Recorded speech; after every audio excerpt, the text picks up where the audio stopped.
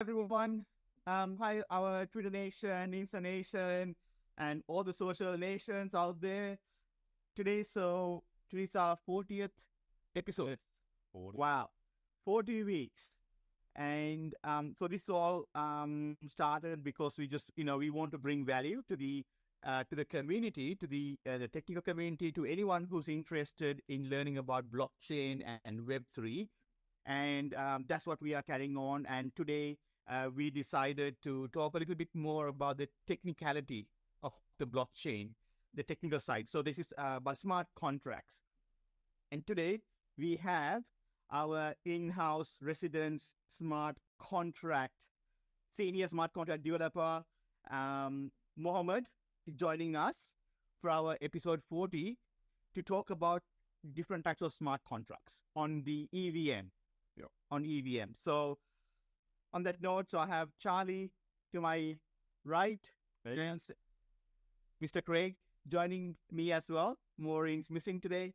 But so we're going to talk a little bit about ERC smart contracts. I don't think we'll have, enough time to talk about it today, but we're going to touch base on some of the key smart contract standards, and then we'll have a separate episode to talk about, dive a little bit deep into each one of them. All right. On that note, Charlie, where should we start? Well, where should we start? I would say we start with the first standard, ERC 20s. All right. It'd be a good place to start where it started. That's it. Cool. So, with the ERC standard, ERC 20 standard. So what is ERC stands for? Let's talk about that first, right? So before the ERC comes EIP.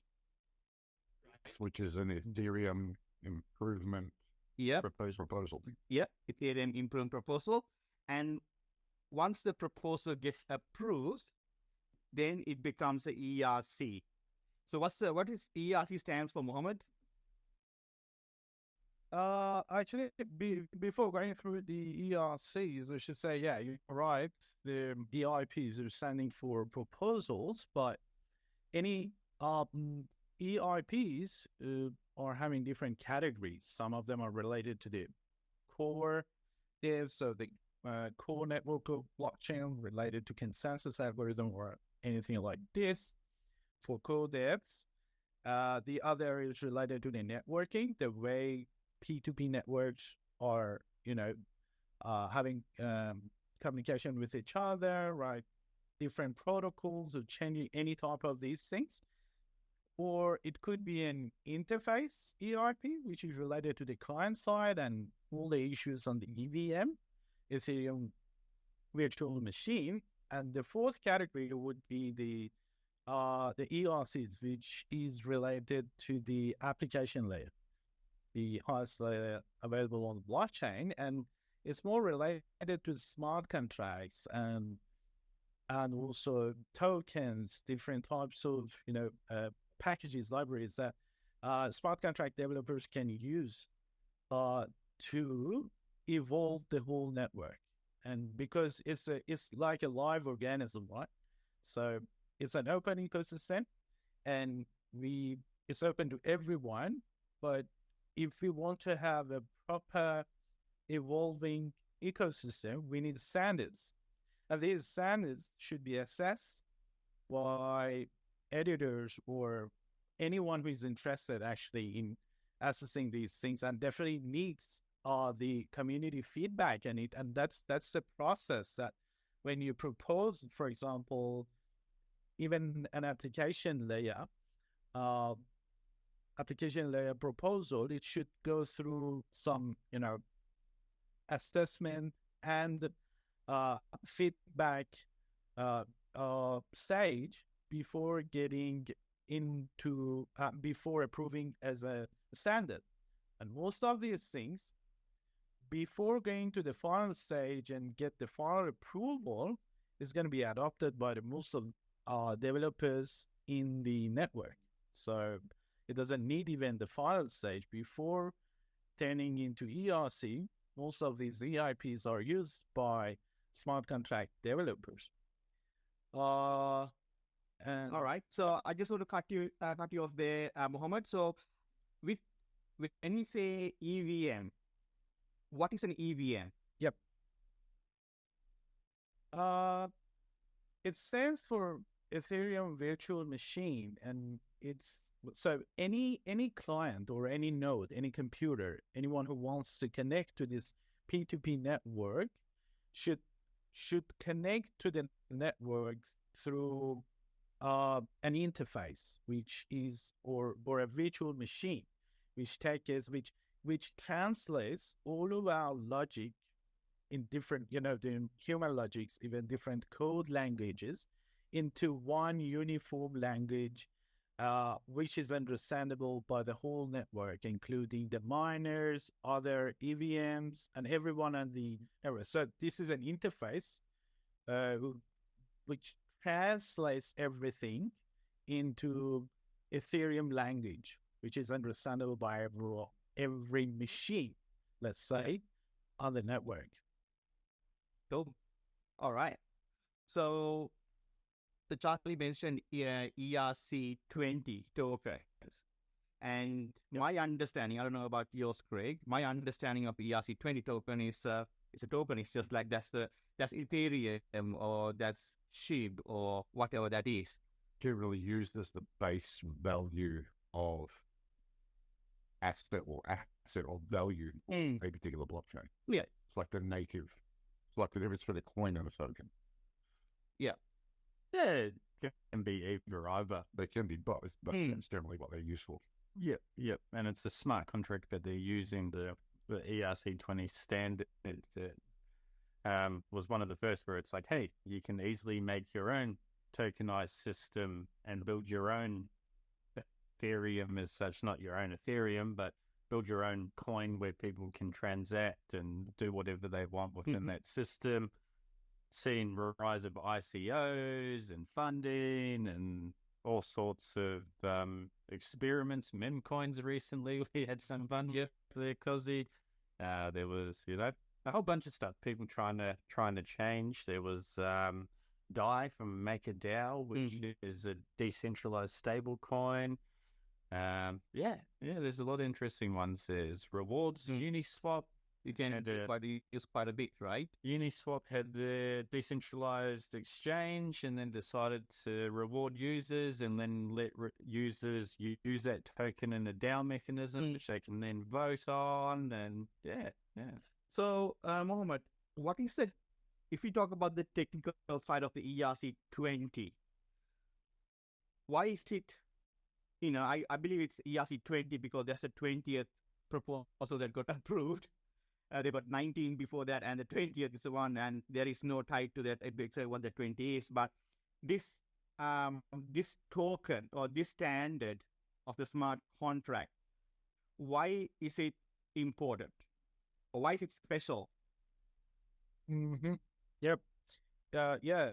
Actually, it's the most famous, the very well adopted the standard on the Ethereum network.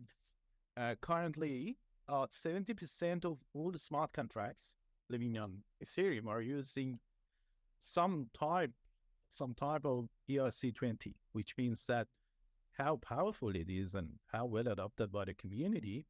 And the main reason is that when you're talking about ETH, it is a native token of the Ethereum network, okay? But when it comes to different applications, different communities that want to have their distributed applications and their own currency, then they should define their new coin, their tokens actually. And ERC-20 is the best and actually the only standard for fungible tokens. Fungible tokens means that it's fungible because you can divide it, obviously, and there's no difference between tokens. So token number 1 is equal to token number 2, or it doesn't matter if you're having, for example, the notes in real world are fungible tokens. It doesn't matter if you're having one $10 note or two $5 notes. This is the same for example, USDT. If you're having 5 of them, plus another 5 is equal to the person who holds 10 of them. There's no difference between them. You can easily exchange them. And it's used for voting, for example, rights, staking, medium of, exchange currencies, and too many use cases, actually. And then it was very, very required to get it standardized in some way. So, if I don't know how much we want to get into it. Yeah, I'll stop you if you get too deep into it. I'll pull you out. Can I ask you a quick question? Yeah, just going back when you said that you're not sure what happened to the first 19. If there's an EIP, Yes. does it keep the same number when it becomes an ERC? So obviously it's not like the first 19 ERCs were something different. They might have been 19 proposals that weren't adopted. And I think some of these, I believe, when with the new, Mohammed, or you guys can correct me if I'm wrong, some of these ERC standards or EIP standards, sometimes they rely on other EIP standards as well. And it's almost like iteration of those, ERC standards that gets through. Yeah, it's like a popularity test with developers for the developers are interested in it and work it.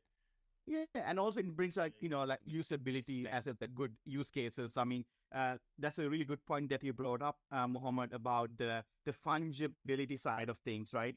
I didn't really understand the meaning of fungible and non-fungible until I start using this NFTs. Actually, NFTs, not the tokens, because you trade and all that stuff, but you don't realize it's whatever that is, you use it. But you like non-fungible, like, what is it called? NFT for non-fungible, and it's like, other one is like fungible. Just a token. Yeah. Well, generally it was just called because there was nothing else to compare it to at the time. Exactly. So it was just the token. Just a token. To differentiate it between a fungible and non-fungible. And non-fungible.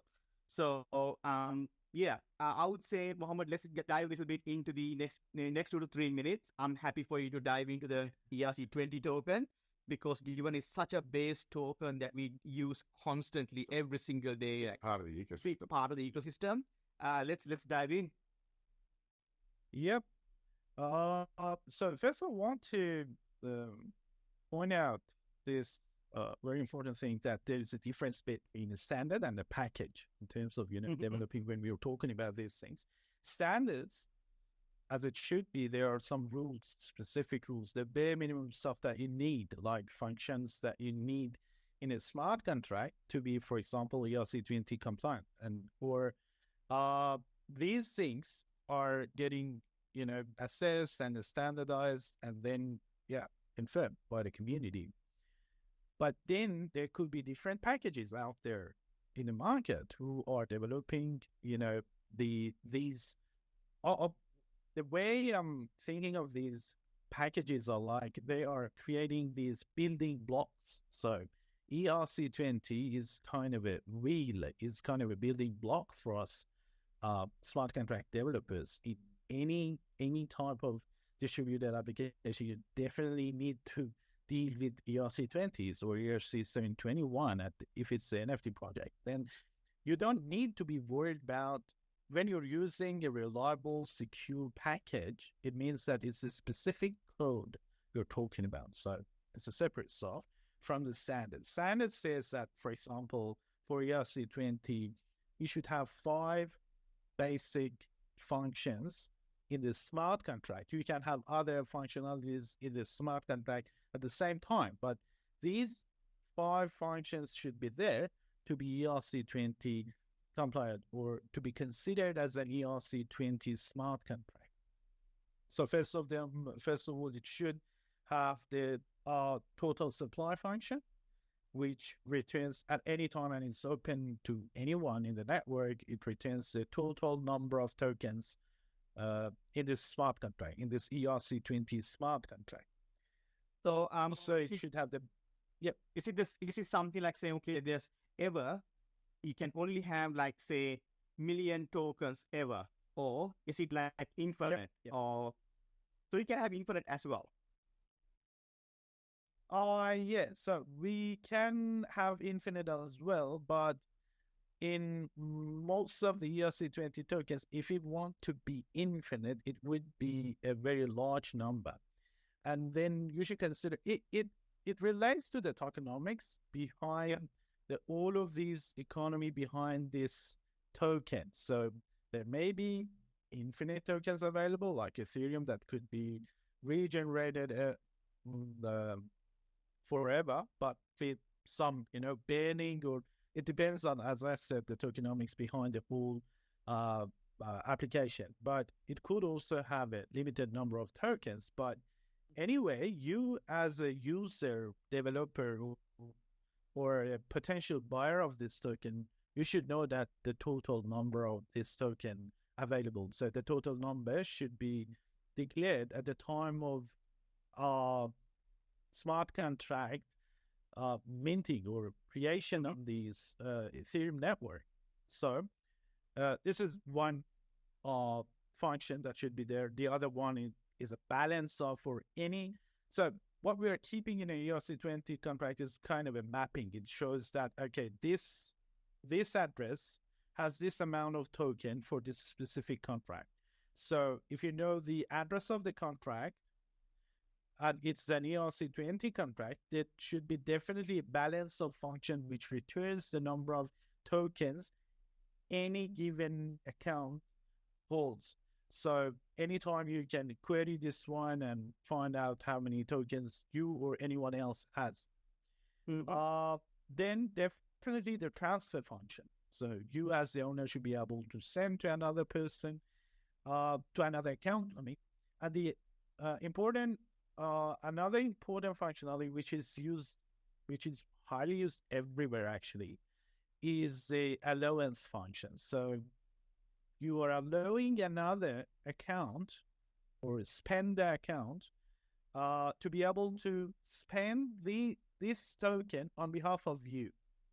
And there should be a limit on it. So let's say you are the owner and you are allowing this spender.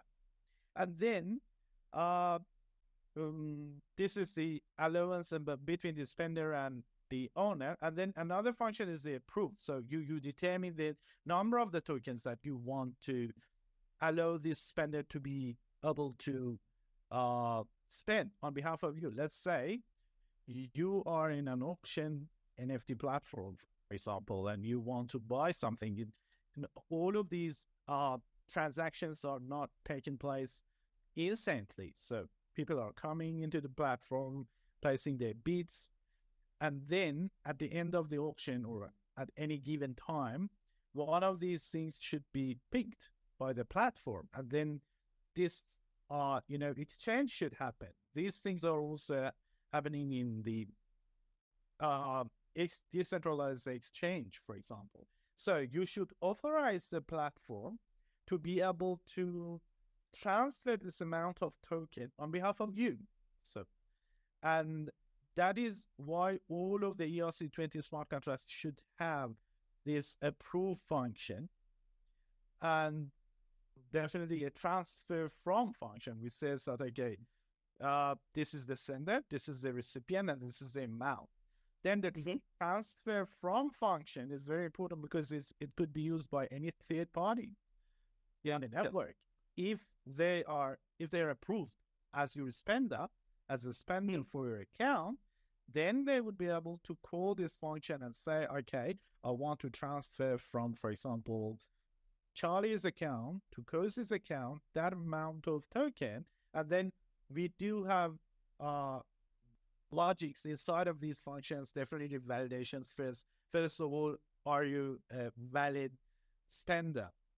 Or are you allowed to do this transaction on behalf of Charlie on the network or not? And then Charlie does have this amount of token or not. And all of these validations takes place. And then, so these 5 or 6 functionalities should be there. Then, if these functionalities, according to the standard, according to the draft of the standard available on Ethereum website, if you follow these things, then your smart contract could have any shape, could have too many other,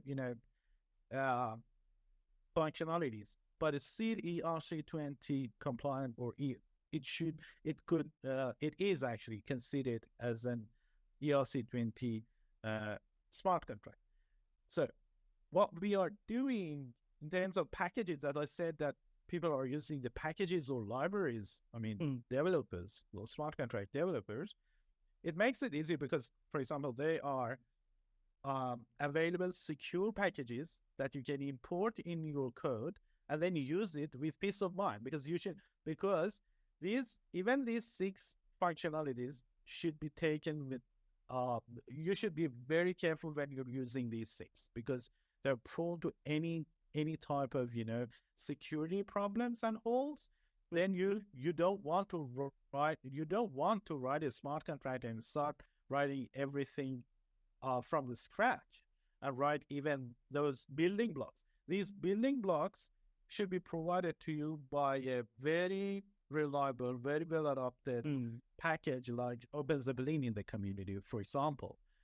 And then you can rely on this one, because millions of times they're going to be used, in the network.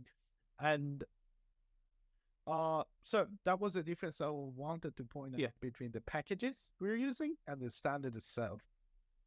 Got it. So the challenge that the Bitcoin solved is the digital, like the first digital currency, like true digital currency, right? The double spend problem, and that's what so on Ethereum, that's the ERC20 token, right? That's the Ethereum itself. Yeah. Right. So the challenge was, how can they have a digital currency on a blockchain?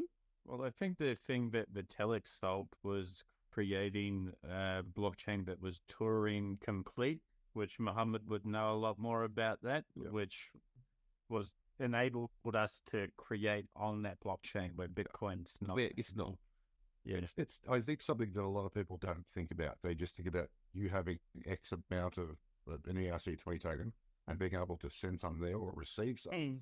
But as Mohammed was explaining, like, for example, if you went and made an offer of an NFT on one of the popular platforms that are out there, you're effectively signing a contract, which is what Mohammed was touching on, that says you agree to give X amount of this particular token, but only if it's accepted at the other end. It doesn't mean that transaction is instantaneous as well. So there's a whole heap of different sort of, I guess, a lot of nuances to the use cases, which is why they are a little more complex than people think. Like, for instance, as Mohammed touched base on the approver, you can actually approve your tokens, your token A contract, to talk to another smart contract, for instance, your staking contract that's connected to NFTs. And when someone wants to claim that amount of rewards that you've built into the smart contract, that approver method gets called, and those tokens from contract A get transferred over. You have like 3 contracts talking in, and you start playing around and then entwining, and it's all from that. So standards. Plus, then you go into governance, where then you need governance functions within your smart contract for certain reasons. But that's just like completely. That's not ERC20, isn't it? That's not part of the ERC20. Is it part of the ERC20 token as well, the governance token? Yeah. So it's like another situation. It's a function within the smart contract. It all depends. It all depends on the the business plan for your application, and also the architecture of the dApp. So you can use ERC20s as governance token as well. For example, whoever holds more, they are having more, authority or voting, using them as voting rights. So if you're having 100 of them, and I'm having 50 of them, you're having double, probability, or I don't know, for more power. It could be any type of more power over controlling the whole application or the whole community. It could be used like this way as well. So to bring a value to the ERC token, right? So So ERC token is like, so ERC20 token is just a token, right? It has no value. So how does an ERC20 token get a value? Where does that come from? Like, how does it get a value? Simple supply and demand. So what is the demand? How does the sales supply say? I got like, I create like a billion tokens, right? Oh. And how do I know what is the value of one token? What does it define? How do I create that? Years ago, you would start an ICO and you would say, all right, this first initial amount will be, I'll give this to you for 10 cents, 10 cents a token, and you can buy it. And then the ICO runs out and they distribute all the tokens. And then they'd say, when we're releasing it at 20 cents, for instance. Okay. And then they'd be listed on exchanges and they would supply that and they would list that through the exchange centralized. But in recent years, now we've got decentralized exchanges. So now you create your own token value by putting, say, Ethereum and COSI token together. And when you're splitting up that liquidity pool, you're determining the price. So if one COSI token and on the other side, you put one Ethereum, COSI token's valued at one Ethereum, and you own a billion of them, but people have got and there's a whole thing about market value and all that, right? Yeah, it's again supply and demand. Am I going to buy a COSI token for 1 ETH? No. Yeah. Can I buy 10 trillion COSI tokens for 1 ETH? It's got some. I like the news you've been putting out. I like your story that you're telling. I believe in what you're going to build, and so that way you got the market. People put value in it. Like toilet paper during COVID. Yeah. There was no toilet paper, a little bit, but $10 a roll. So that's where you get the value from. Is that if someone put a value to it with Ethereum or Ethereum or USDC, whatever it's. When they say there are equal sides in the liquidity pool, it's not necessarily equal numbers of token. It's equal value. Equal value. So I might say like, I'll put like 10, say billion tokens. Like, and then put $10, for example, 10 USDC, for example, and that derives the token of my single token. That is correct. And that's how I get a value. Otherwise, there's no value. And then, depending on if let's just assume there's only the one liquidity pool. Yes. There's multiples, and it's working out averages and things like that. Yes. But then, obviously, as the number of people that buy the COSI token, lowers the number of COSIs, but increases the number Ethereum, then that offsets the balance of the token becomes more expensive. Okay. In that case, because it's always considered to have equal value. Okay. In the liquidity pool. In the liquidity pool, And if someone's to come in and sell 50% of the total supply in one go, compared to the people on the other side buying, because it's gonna come option the opposite side. It takes effect. All right. Cool. Okay, so that's a bit of a thing about little details about ERC20 token. And actually, I just want to ask a question, Mohammed. You mentioned when you initially said like 5 important functions, but then at the later stage you said 6 functions. 6, yeah. Can we just go through a list of the functions, please? List of functions. So first of that for ERC20. First of all, total supply, balance of transfer, which the caller can transfer. Some amount. And allowance, approve, and transfer from. 6. Okay, so 6 functions.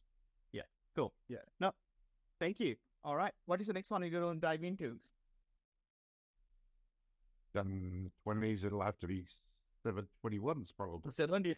Probably, all right. After 21. 709. What happened during those years? All righty. So after ERC20, really, what we heard was this word called NFT. Yep. We didn't know what that is. Like, NFT, and everyone talking about NFTs. And really, people jump on it, and then the underlying, the ERC is the 721. That's what it is. So earlier we spoke about the fungible tokens, and NFTs are non-fungible tokens, and that's the ERC 721. So, Mohammed, why is that ERC 721 is important. What were they trying to solve? What was it? The challenge is like it's digital asset, right? How can we prove the ownership of a digital asset? I believe that's how the 721 came about. How can you solve this? This digital, art, for example, the graphic. How do we know that truly someone owns it? Who the creator of this digital asset is, and who's the current owner is? So, and on that, please tell us why the 721 is important. What is the technical side of it, really? And then we can go to use cases afterwards. Yeah. So ERC 721,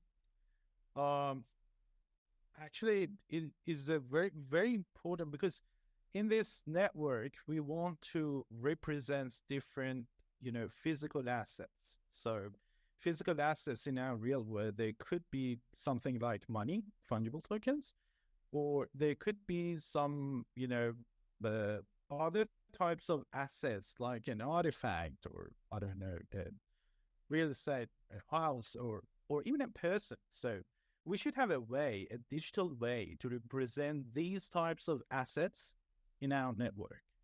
So if we're talking about an artifact, if we're talking about house, it's a unique asset. It's not a fungible asset because you cannot divide it. Okay, so you cannot say that, okay, for example, one bedroom is like 10% of this house, the other bedroom is, you can talk about the sizes and all of this stuff, but when you're thinking of, the whole asset, it couldn't be divided. It's a one artifact, and it has its own value. Or for example, for a statue, you cannot say that, okay, one hand values, I don't know, 1 million, the other hand's 2 million, or something like this. We should have a way to represent these assets in our smart contracts, in our blockchain network. And this is why ERC 721 was kind of introduced into this space. And first of all, people were thinking about only inbuilt, gaming assets, or I don't know, digital assets only. But then it turned out that any types of asset could be represented by ERC 721, but obviously it depends on the plans, the legislation, and too many other stuff that we're not going to talk about them here. But so this is the whole story about ERC 721. If you're having a smart contract, ERC 721 smart contract, and you're going to mint different tokens in it, and then token ID number 1 could be a house, token ID number 2 could be an artifact, okay, or any other physical asset. There's no limitations. There's no relevance even between these tokens. But you cannot, generally, this is not what happens, most of the time. Definitely there are collections and people are keeping the same, types of things in one collection, but there's no limitation on it. So, and you cannot evaluate these tokens based on their IDs. They're just IDs. Token number 1, token number 2, and token number 3, and so on and so forth. So you cannot say token number 1 is a house in a very expensive suburb, let's say. Token number 2 could be any other house in any other suburbs, and you cannot even compare these two houses with each other. So that's the main reason we are having ERC 721, because each single token is a unique one, has its own value, and represents as a specific asset. That's it. Yeah. So so what that means in a real world, would that be like say Mona Lisa? Like Mona Lisa. like the painting, right? If you take that one, and they can, if we create like, say, I don't know, use a word like billion of these. So token 1 to token billion, and they are all pretty much as individual tokens. And then what makes one special out of those billions could be the lower token number, for example. I thought it's the same. I think getting this into, like, if I could use another automotive analogy, and we're not getting into the next lot yet. Yeah. But you might have a make and model of car. There's going to be a whole heap of those. Yeah. Each one of them, though, has an individual bin number. Yes. So when we talk about fungible and non-fungible, sure, your car might be exactly the same as my car, but do you want me getting in your car and driving it home just because it was the same? Yeah. You've just serviced yours. Yours had a full tank of gas. Yes. Do you know what I mean? Yours has got way less kilometres on it. Hasn't been doing surface work at the car park. Though they're similar items, they still have unique in their own way. Just a lot better example. And I'll take it back to actually our first conversation when we ever met, Cozzy. That was those memories. Yes, yeah. Good times. Like Nathan, can you do the Let's add that in. Sean, I did, Sean. But it comes to like ERC20, you can divide it by 18 decimals. Normally people stick to 18, but you can mix that up if you want. You can do 8, you can do whatever you want. But it comes into like a baseball card. Gozzy has a baseball card. I have the Pokemon Pikachu card. I shouldn't be able, if I start going, I'm going to swap you half of my Pikachu card for half of your baseball card. It would look a little bit funny on both our sides, and then you keep that going. And NFTs fix that. Non-fungible tokens no, I can only swap you my Pikachu card, my whole Pikachu card for your whole baseball card. Or a number of ERC20 tokens is the case. Or a number of ERC20 tokens. Yeah. So it's keeping that whole number. Yeah. That whole card in one piece, the whole Mona Lisa, the whole card. Yeah. I can't swap half of my Triton for your... Well, you could. You're good on the standards, mate. I was going to say it super phrase. All right. So, if we talk about the technical side of the ERC20, 20s or 720? 721. Sorry, ERC 721. What is it? When you look at the contract itself, what are the key differences between the ERC 20 versus ERC 721? Yep. So these key differences, these technical key differences, are all related to the nature of these, nature of these two different tokens, because one of them is fungible, the other one is non-fungible. So if you're holding ERC20, the only thing that matters is how many tokens you're having. We don't care about the token ID. We do not have token IDs, actually. We are having the number, the amount. We're saying in 1,000 or 500. But so when we're talking about ERC20 token, the address of the token and the amount of token that you hold is important. So this is the address of the token, which identifies the ERC. This is specific to smart contract. And then that is the amount of tokens you're holding, like USDT, okay? It has one specific address on blockchain network, and then you hold millions of them, Cozzy. Yeah. And then, but when it comes to ERC 721, it's different. You should have the address of the contract and the exact token IDs that you keep, because different tokens are not equal to each other. Then, because of this differences, huge difference between fungible and non-fungible tokens, we're having like different functionalities in this standard. So 8 must-have functions should be there. One of them, the first one, is the balance of the owner. So you can say that, okay, if I give this account to this function, how many token IDs of this smart contract it holds. Then owner of function, which tells the owner of function tells you that, okay, this is specific token ID.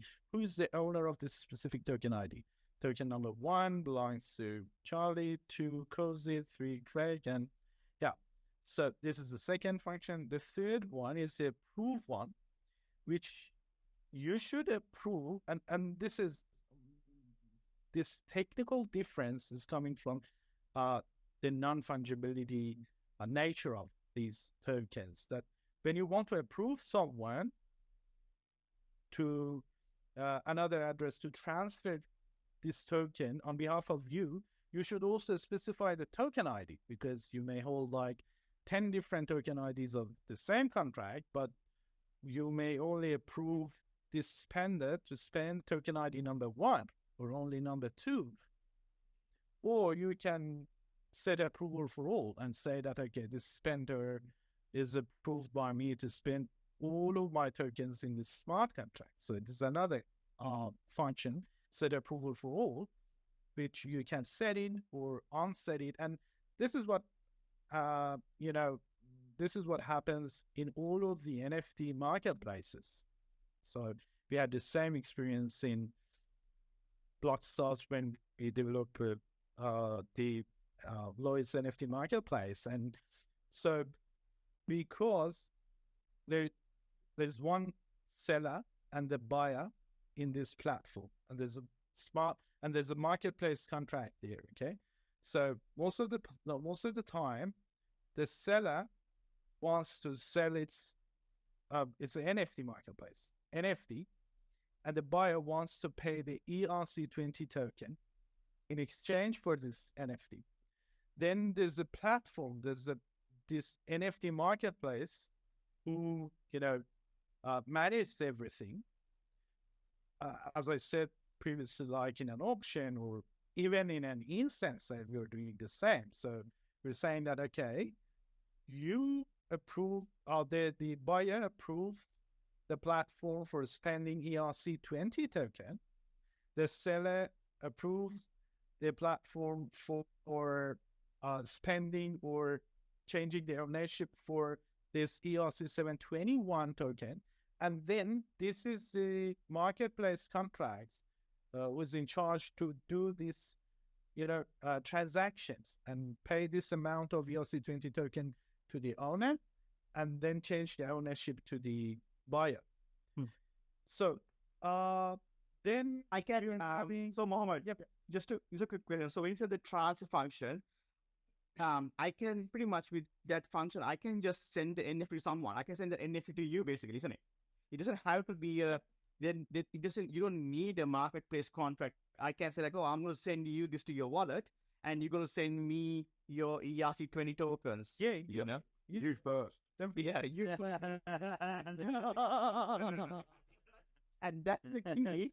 Why you need that marketplace contract, so that it's almost like an escrow. Yeah. Right? It's an escrow. And that's the reason why. So you don't really need one, but it's best to have one so that it works as an escrow. So the transfer happens simultaneously. Otherwise, I can say like, oh, here you go, Craig. Here's my NFT and send me your SHIB. All the talk of like blockchain and dApps and things disintermediating. Well, yes, it does, but it does it by replacing the intermediation with a smart contract. So you've still got the same thing in there. It's just that it's code that you can go and look at, verify, and know exactly what it's doing if you're as smart as Mohammed. Yeah.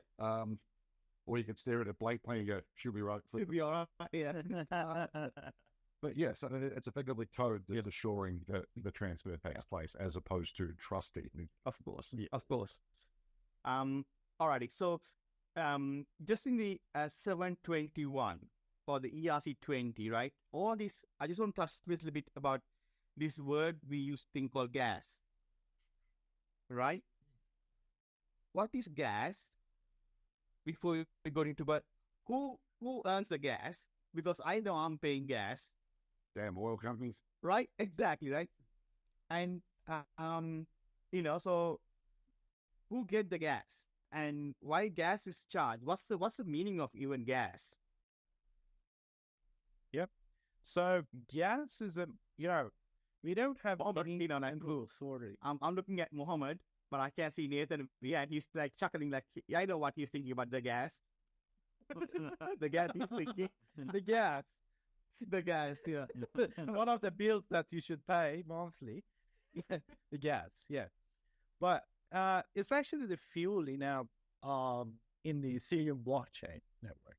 So it's like, what are we doing in a blockchain network? It's like we are some P2P, or like I said, different people who wants to run one ecosystem without any central authority who dictates the rules to them, or who has the control over their assets. Okay, so this is the main point.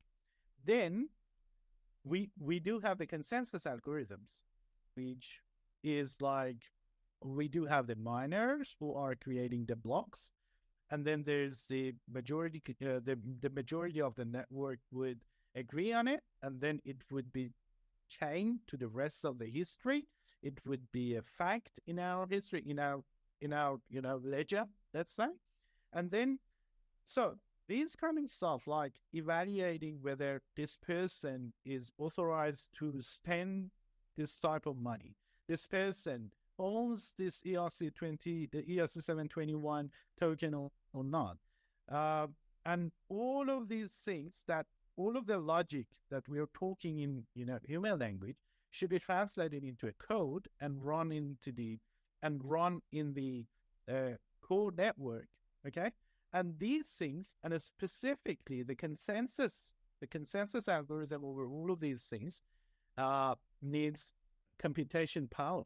So it means that people should, if you want to be part of a decentralized network, you should pay for it, because there's no big brother watching everyone and dictating the rules. So gas is the fuel for this network. If you want to process a very simple transaction, like one Ethereum from Charlie to Cozy, it's a very simple transaction, then the gas amount that you should spend on it is very low, like 21K maybe. 21K unit of gas is needed for this operation.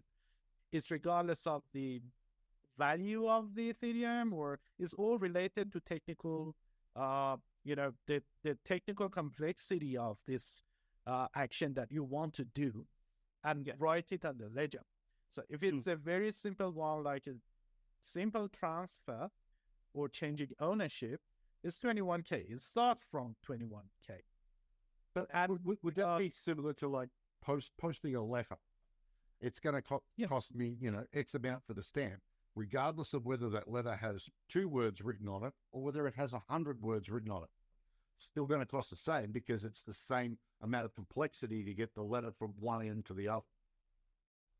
But yeah, Craig, I agree with it. But I should say that on Ethereum blockchain, because we're involved in, handling the logics in a smart contract, and then somehow it should be understood first, it should be validated, and it should be executed.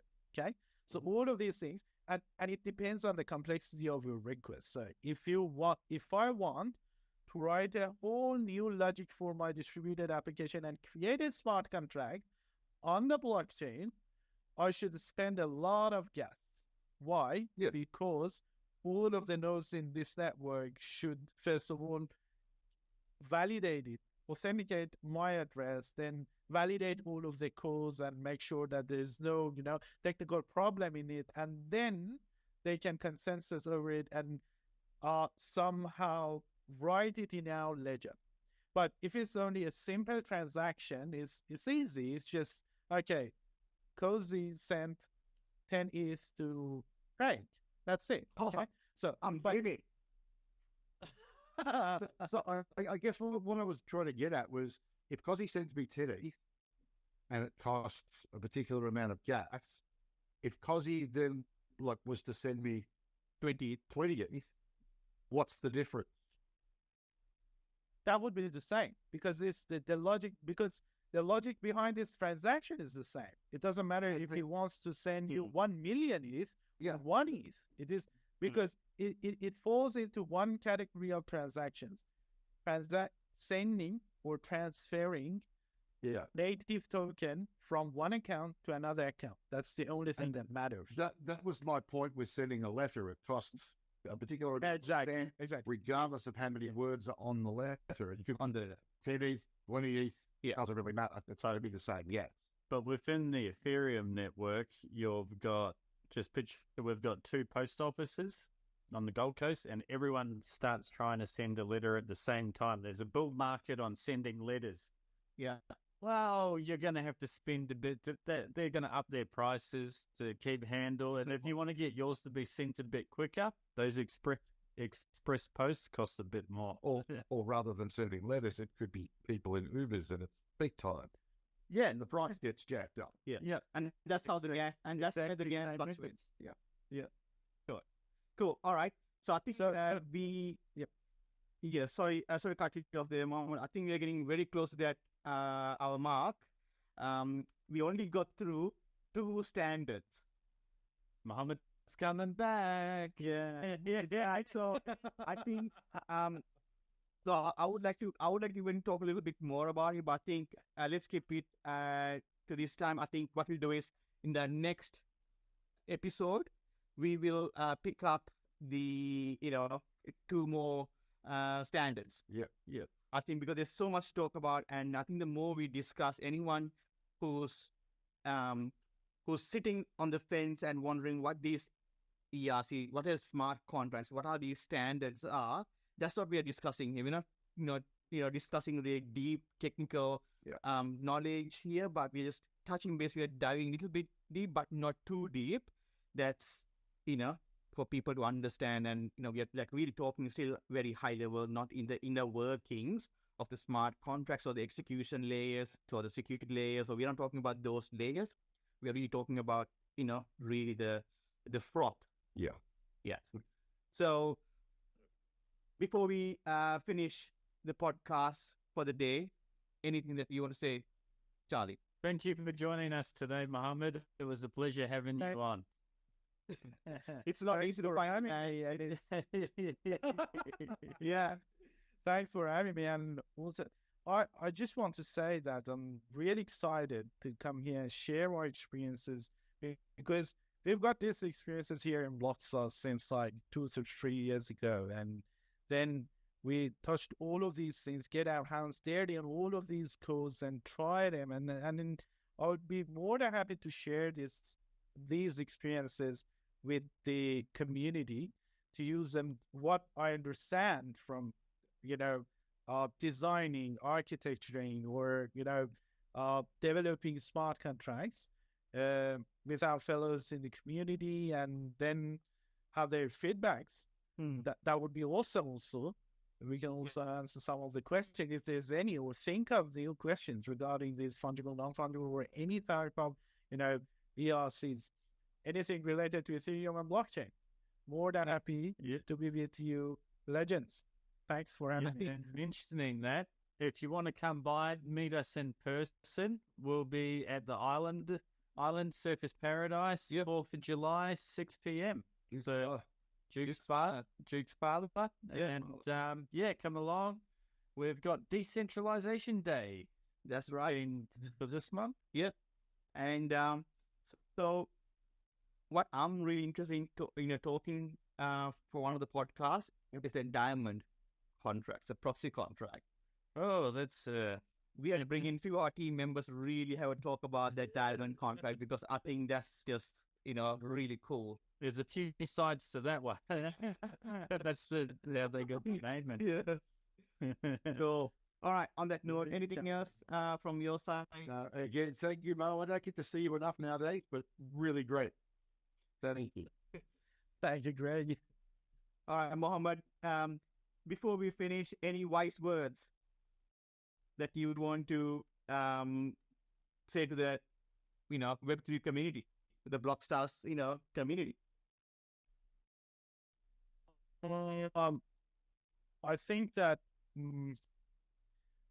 there are lots of hypes around the Web3, but what I say to anyone, this is not advice actually. What I say everyone in the community or other fellows is just to learn more and more and get deep into more, what is the philosophy behind having all of these, decentralized network, and then head in this way, we can help evolving the system. These ERCs are open to everyone and anyone, okay? So if you think that something is wrong, something should be like this, then think of a decentralized way for it, and then talk to a group of experts. Then you can even write another proposal for it.